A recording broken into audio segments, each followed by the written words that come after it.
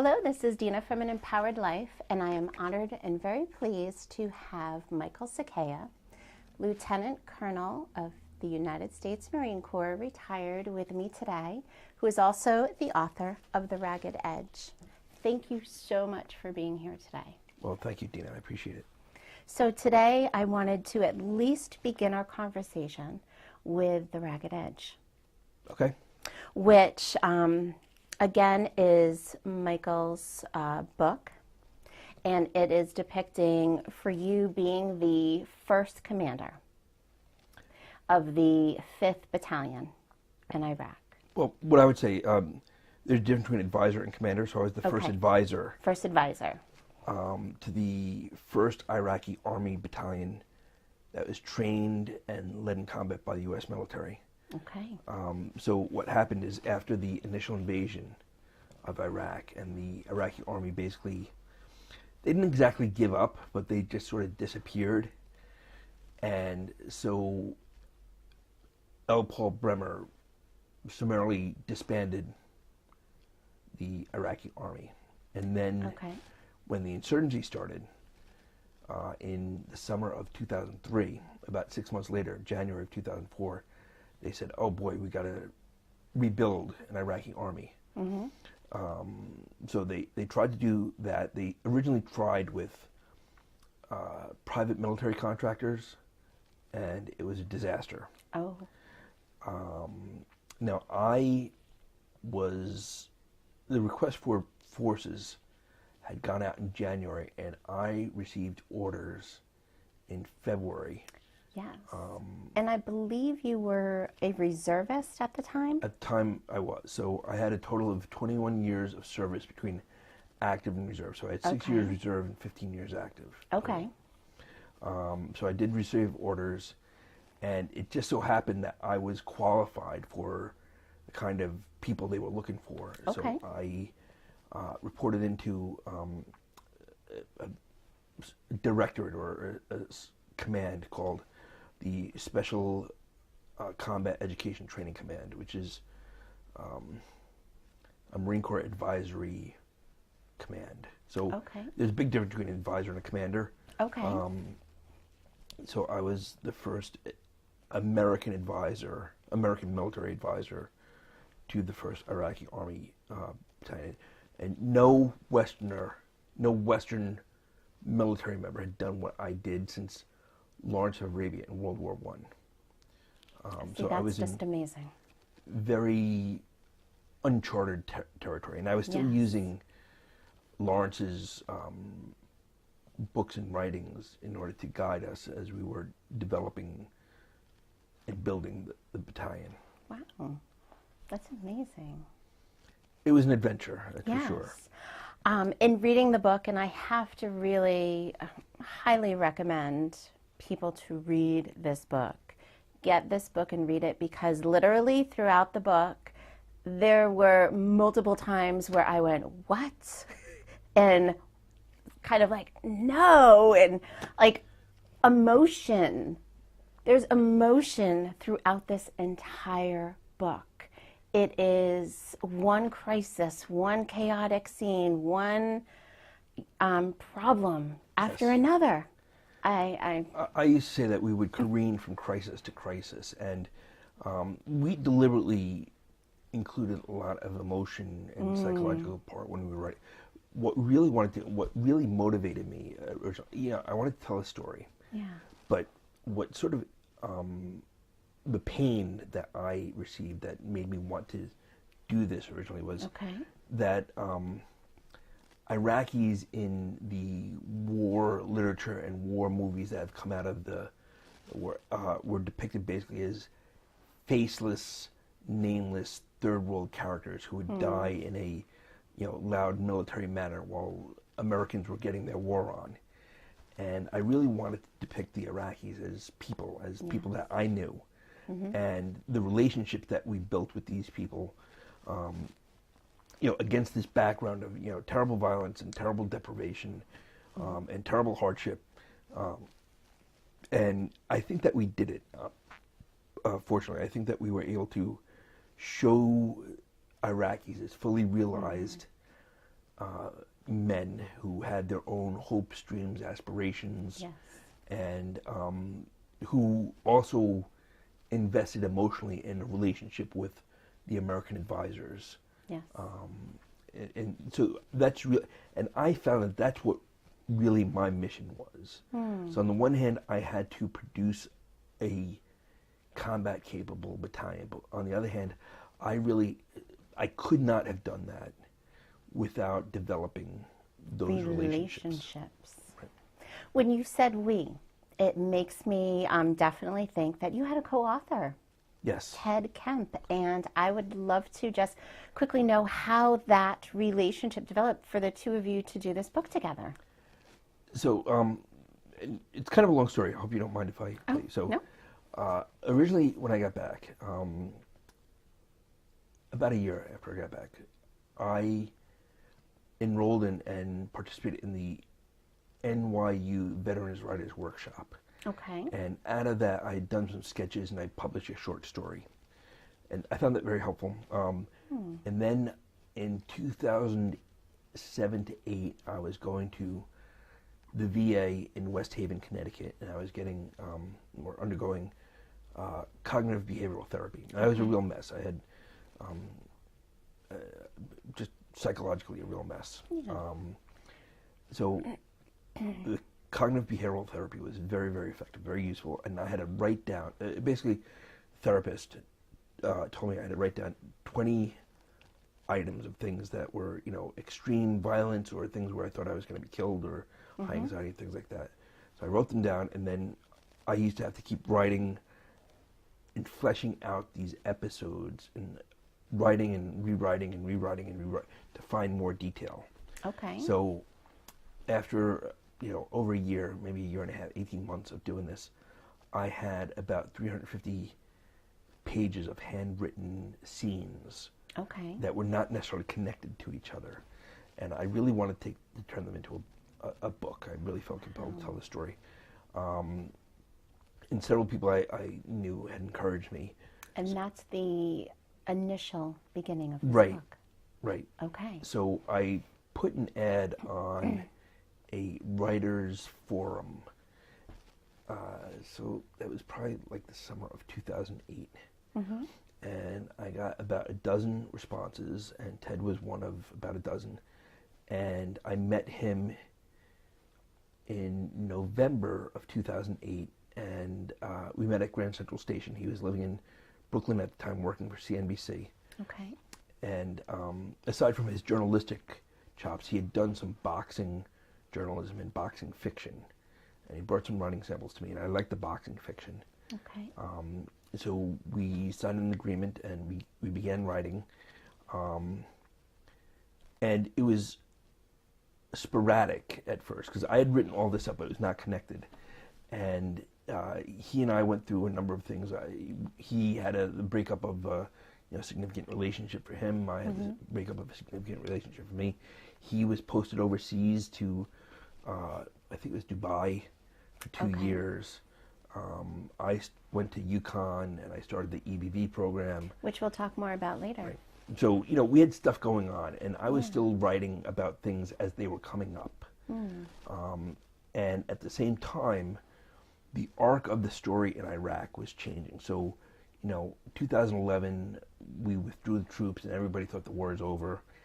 And then fast forward about 2.5 years, and ISIS captures Fallujah, and suddenly ISIS is in the news again. And that was really a catalyst, because that really upset me. Yeah. So I wrote probably about half of the book, the remaining half of the book, starting in January of 2014 to probably the summer of, maybe the spring of 2015.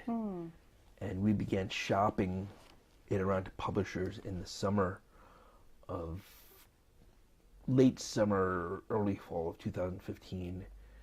And we finally got a referral to the publishing company. Your publishing company. Published it ultimately in the spring of 2016.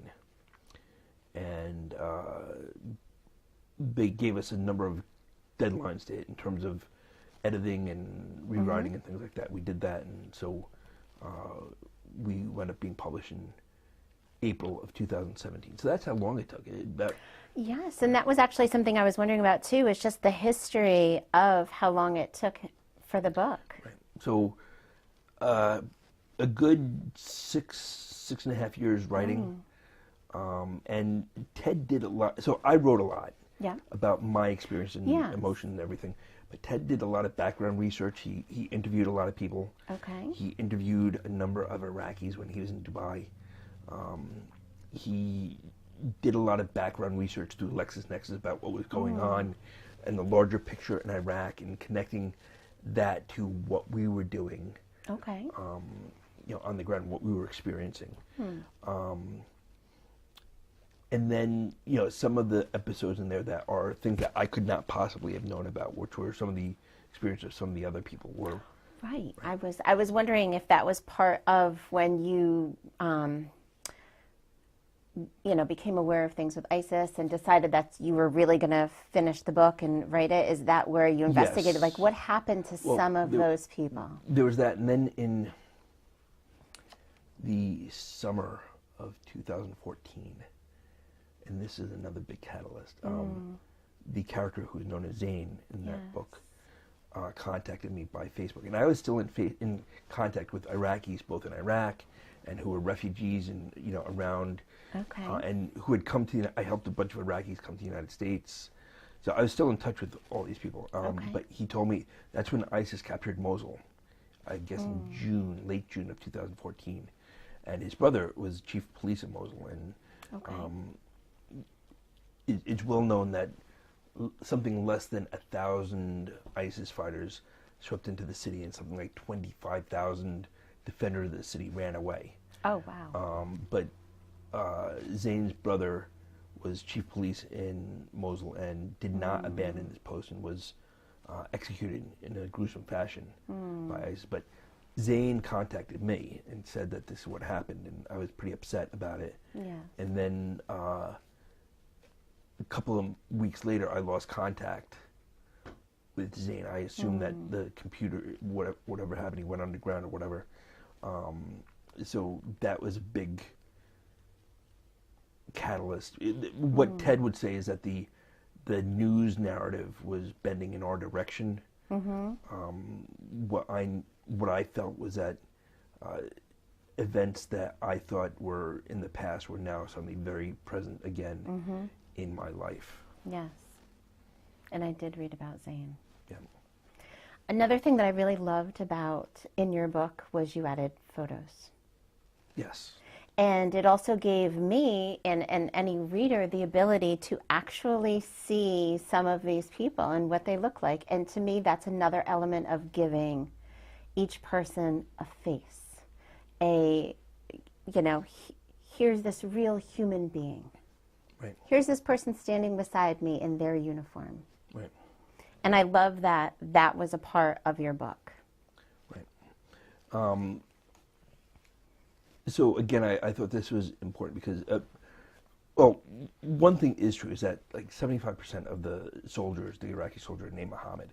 And one of my nightmares was being able to identify them, like if they got wounded and went to the hospital or whatever, and somebody would say, well, what's your name? I say, Muhammad Najim, Muhammad Thayab, Muhammad, this, Muhammad that. And then they say, well, can you describe him? Well, he's medium height, he's kind of dark, has a mustache, and Yes. So it was very difficult to, and so I really wanted to capture what they look like. And so one of the solution that we came up with is, and the Iraqis just get rid of their ID card and throw them away. Yes. But we came up with a medical card. We made a medical card, and we said, if you don't have this card, you're not getting medical treatment. And so they all kept their medical card because they were really invested and really worried about medical. So another thing that I was wondering if you would mind sharing, because there were lots of points in the book that could be life-changing for anybody. And I'm wondering if there's something that you would be open to highlighting that maybe was really life-changing for you. So there were two parts that I can certainly talk about. So one part was my two American and British friends who were abducted and subsequently slaughtered. And I wrote about that. I was very conscious of it at the time that I had changed, and I felt the change emotionally inside me. And I visualized it as this alien entity, but rage, like a rage like you can't imagine. So that certainly was a life-changing. It felt like being ripped open inside. And I think that you expressed that really well in your writing, because I was able to identify that very strongly, that was a moment for you where rage set in. Yes, right. And then the second really point would be when I was wounded, which was November 11th on Veterans Day. And we're just past the anniversary of that. But what year? I was wounded November 11th of 2004. So we're 2004. 13 years, on from that. But Okay. a rocket propelled grenade impacted in the wall right behind my head, in what in the military we call the close quarters battle. And as I describe, I don't really remember what happened, but became aware of myself lying in the street in a pool of blood. And the roads there are very narrow. The streets are very narrow. They're only about 8 feet wide, only wide enough for a Humvee to drive past. And Humvees are 7 feet wide, so you had very little space on either side. Okay. So it's like more like a concrete hallway than what we would think of as a street, like an alleyway almost. Yeah. So that's how cramped this was. And what I became, and we know that what the insurgents would do is they get a guy down in the open, and then as the Marines ran out to drag him out of the kill zone, they pick off the Marines. So that's what was happening to me. Snipers. Right. On the roofs. Right. So that is what was happening. I was the bait in the kill zone to come, but fortunately we had enough guys, so we had one guy provide suppressing fire as the sniper was shooting at me, and then the two other Marines ran out and grabbed me and dragged me back. And I thought that I was very badly wounded, but I thought it was much worse than it wound up being. I thought that I had been hit in the kidneys, and I thought that would have been it for me. But my canteens and my camelback were shredded, and it was all water that had run down to my legs. They wanted to medevac me. I declined to be medevaced. And the following day, we did the assault on the mosque, and we captured the mosque. That was the biggest fight that I was in. That was So you were in a fight the very next day? Yes. So I One was thing wounded about 2 p.m. in the afternoon, and we did the assault at about 2 a.m. in the morning. One thing that I read that I thought also just spoke very highly of your character was, I think somebody wanted to send you home and write you the Purple Heart. Yes. Right. And you said no. Yes. Well, I didn't say no to the Purple Heart, but they did. But you did say no. I'm not leaving. Right. In whatever term you said it. Yes. I thought that Thank spoke volumes. And now to hear that you were fighting less than 24 hours later. Yes.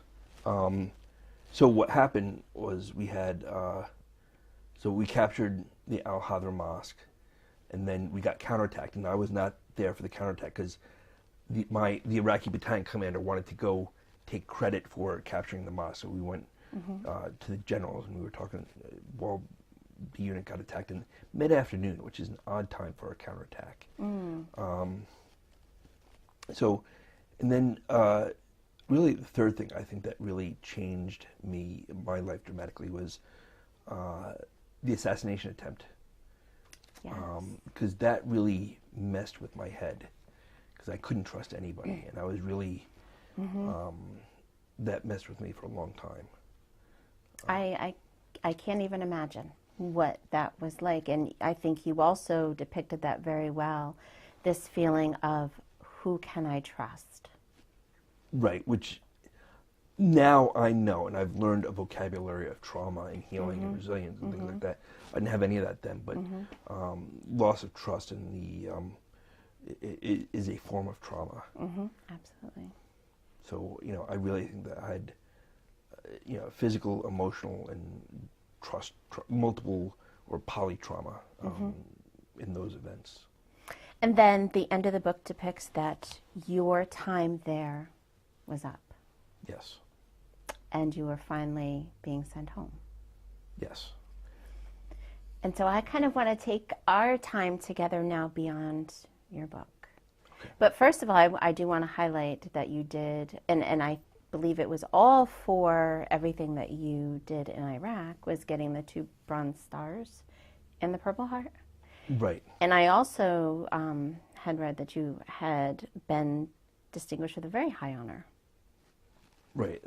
I was presented with a medal called the Order of the Lion of Babylon from the Iraqi Prime Minister, Ayad Alawi, on what they combine their Veterans Day Memorial Day onto one day, January 6th. So it was their, what they call Army Day. So okay. I got this medal from the Ayad Alawi on Army Day. And that was, I think, the highest honor Yes. you could get. Correct. Right. Congratulations for that. Thank you. I appreciate that. You wrote something in your book that I kind of tagged. You said the American war in Iraq will not end with the current presidency, nor the next one, nor the one after that, unless we stop looking at the Iraq war as we wish to see it and start looking at it as it is. It's an awful and amazing complexity. We also need to look at ourselves as Americans and as we really are. Otherwise, the conflict that we started in 2003 will be a multi-generational war. That is my fear. That's correct. And I felt that was really profound. So I wanted to ask you just what that statement meant to you. I think that what has happened is most Americans have been inoculated from military service and from the wars. They have some awareness that we're fighting a war in Iraq. It's ongoing. We've had casualties in more than a half dozen countries around the Middle East this year. Yemen, Iraq, Syria, Afghanistan, Niger, Somalia, so 7 countries. We've made progress against ISIS in Iraq and Syria, but no indication that the war itself, with whether you call it radical Islam or ISIS or whatever you call it, that the war itself is coming to an end. And do we really want to have perpetual war where a very tiny fraction of Americans, a professionalized military, goes to fight wars, and the rest of us just sort of accept or take for granted the service and sacrifice that they perform on our behalf? And what does that mean for us? What does it mean for veterans benefits going forward? What does it mean for future generations? What does it mean for kids who are in school today? My son is 7. They just had, similarly, I just my went son to is 10. To a Veterans Day. And do I want my son fighting this war? A lot of people say, oh, your dad is a hero, your dad was this, your dad was that. Do I really want him being exposed to, a multi-generational war? I don't have any answers. I have lots of questions, and I don't think we as a country have, worked through these issues yet. And I think another thing, that's kind of how you opened your book, saying that, and I think you ended it very similarly. Yes. And the way that, and again, this is specifically about the Iraq War, was, talking about the thought of, America going over and creating change and creating it to be a more Western culture, and the feeling of, you had said, and why do we think we can magically supplement ancient ideas that they've had? Why do we think they would drop everything they know and adapt new modes of thinking? Simple, because we don't understand that they already had ideas of their own. In our haste to get them on board with our culture, we never bothered to learn anything about theirs.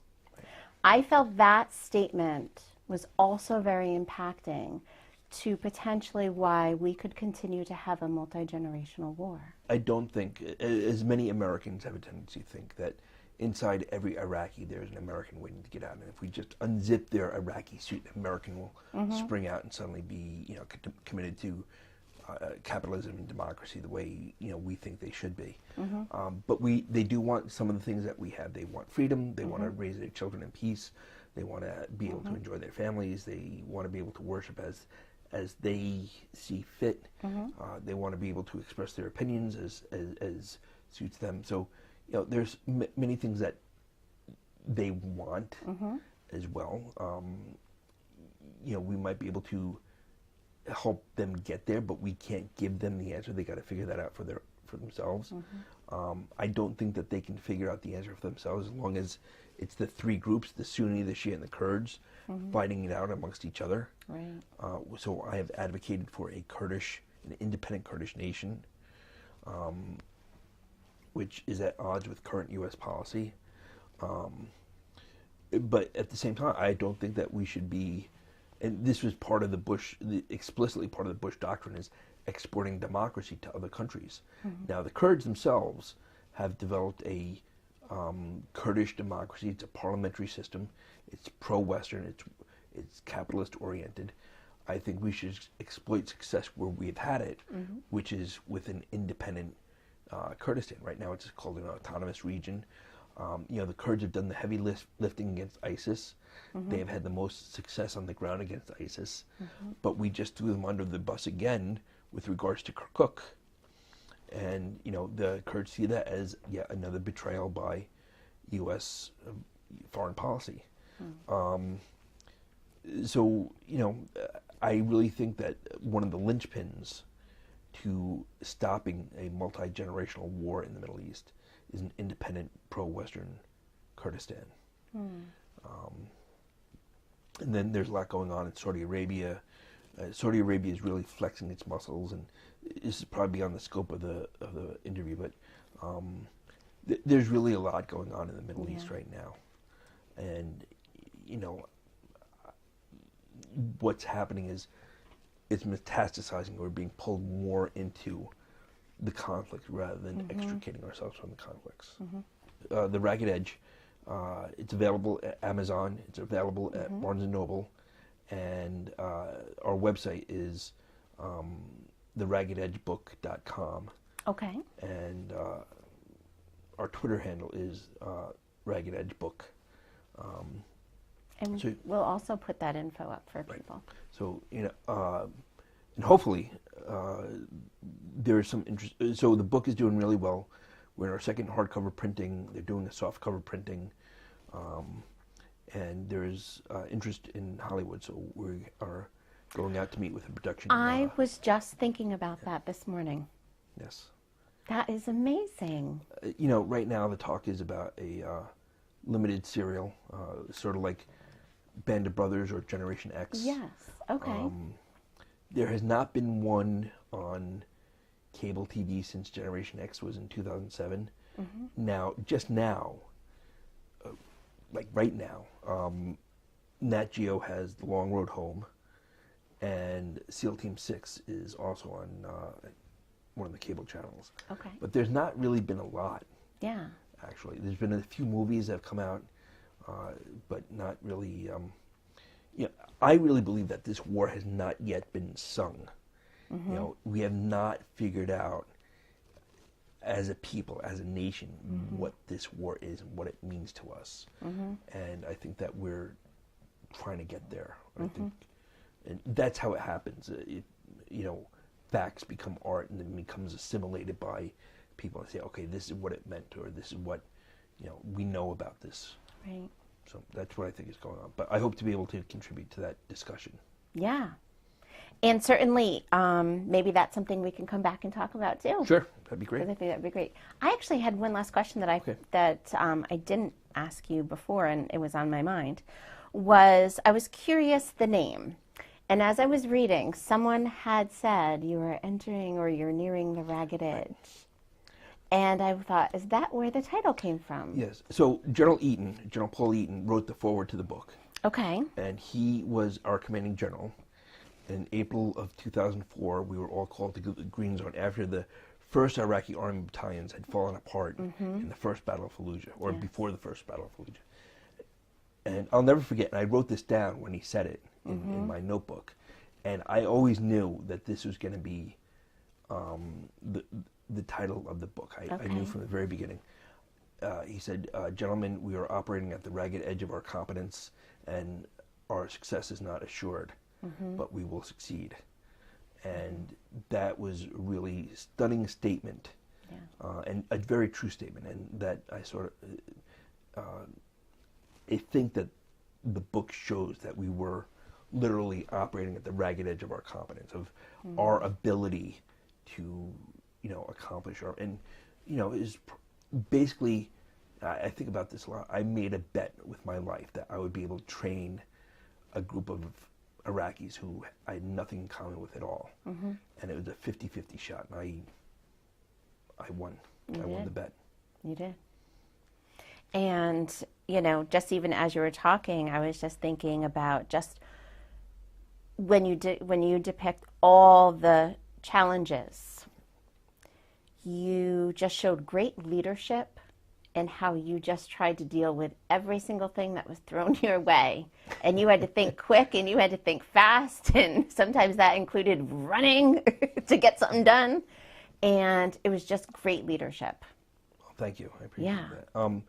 One of the things I was very, very cognizant of, I was conscious of, two things I should say. One, about communication, that 90% of communication is nonverbal, and I did not have access to the nonverbal communication among the Iraqis.